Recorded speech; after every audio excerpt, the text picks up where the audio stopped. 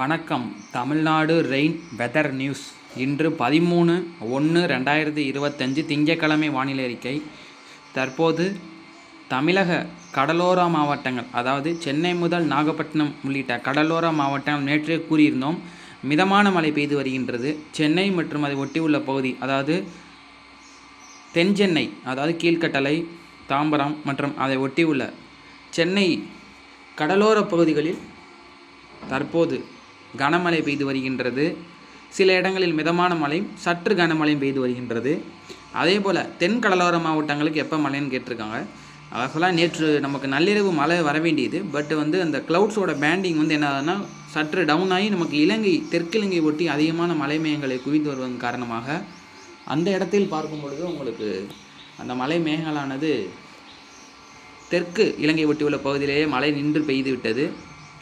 தற்போது நமக்கு இன்று நள்ளிரவுக்கு மேல் நிச்சயமாக ஒரு சுழற்சியானது நம் இலங்கையை நோக்கி வந்து மாலத்தீவுடன் இணைய உள்ளது. அதன் காரணமாக அதாவது இன்று நள்ளிரவிலிருந்து நாளை அதிகாலைக்குள் தமிழக கடலோர மாவட்டங்கள், நிச்சயமாக தென் கடலோர மாவட்டங்களில் மழை பெய்யும். அதே போல் பொங்கல் தினத்தன்று மற்றும் 14 மற்றும் 15ஆம் தேதி நம்ம எடுத்துக்கிட்டோம்னா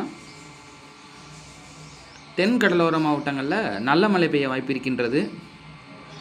அதுக்கப்புறம் அந்த 14, 15, அந்த 16ஆம் தேதி வரைக்கும் மழை இருக்கும். அதுக்கப்புறம் மறுபடியும் எப்போனா 19ஆம் தேதி நீங்கள் பாருங்கள், அந்த ரேடாரை பார்த்தேன், அந்த 19ஆம் தேதி தான் உங்களுக்கு ஒரு நல்ல மழை, சிறப்புமிக்க மழை அமையும். ஏன்னா அந்த எம்ஜிஓங்கிறது 19ஆம் தேதி கரெக்டாக நமக்கு பே ஆஃப் பெங்கால் ஃபேஸ் 3க்கு நம்மளோட லேட்டியூடில் வருது. ஸோ இப்போ கீழே இருந்து டவுன் ஆகி மேலே வருது.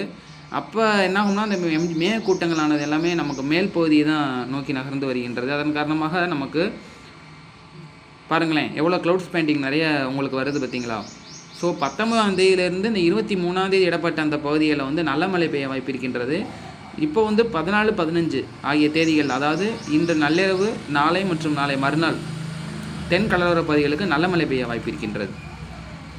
ஸோ மீனவர்களுக்கான வானிலை அறிக்கையை பொறுத்த வரைக்கும் குமரிக்கடல், மன்னார் வளைகுடா, தென்மேற்கு வங்கடல் பகுதிக்கு மீனவர்கள் மீன் பிடிக்க செல்ல வேண்டாம் என்று கேட்டுக்கொள்ளப்படும். நடுக்கடலில் காற்றானது மணிக்கு 40 முதல் 50 கிலோமீட்டர் வேகத்திலும் சற்று அதிகரிக்கக்கூடும் நடுக்கடலில். அதே போல் விவசாய நண்பர்கள் நாளை மற்றும் நாளை மறுநாள் தென் கடலோரம் மற்றும் தென் உள் மாவட்டங்களில் கனமழை பெய்ய வாய்ப்பு இருக்கின்றது. அதனால் அறுவடை பாதிக்காது என்று எதிர்பார்க்கப்படுகின்றது. பாதிக்கக்கூடிய மழையாக இருக்காது என்று எதிர்பார்க்கப்படுகின்றது. ஏதேனும் தகவல் மாற்றம் இருந்தால் பாதையில் நான் நிச்சயமாக தெரிவிக்கின்றேன். அடுத்தடுத்து நம் வானிலை பதிவை தொடர்ந்து கொடுத்து கொண்டிருக்கின்றோம். அதே போல் நம்மளோட சேனலை சப்ஸ்கிரைப் பண்ணாதவங்க மறக்காமல் சப்ஸ்கிரைப் பண்ணுங்கள், லைக் பண்ணுங்கள், ஷேர் பண்ணுங்கள். பக்கத்தில் ஆல் ஒரு பெல் பட்டன் இருக்கும், அதை கிளிக் பண்ணிக்கோங்க. நான் போடுற நோட்டிஃபிகேஷன் எல்லாமே உங்களுக்கு வரும். ஸோ சப்ஸ்கிரைப் பண்ணாமல் நீங்கள் பார்த்தீங்கன்னா உங்களுக்கு யூடியூப்பில் வராது. அதாவது உங்களுக்கு நீங்கள் யூடியூப் ஓப்பன் பண்ணும்போதே உங்களுக்கு அந்த வீடியோ இருக்காது. சப்ஸ்கிரைப் பண்ணால் தான் யூடியூப் ஓப்பன் பண்ணும்போது முதலாக என்னோடய வானிலை அறிக்கை வீடியோ இருக்கும். ஸோ சப்ஸ்கிரைப் மறந்துடாமல் பண்ணிடுங்க. ஃப்ரெண்ட்ஸுகளுக்கு ஷேர் பண்ணுங்கள் வீடியோவை. நாளை காலை மற்றொரு வானிலைகள் சந்திப்போம். மாலை சுருக்கமான வானிலைக்குடன் மீண்டும் இணைகிறேன். நன்றி, வணக்கம்.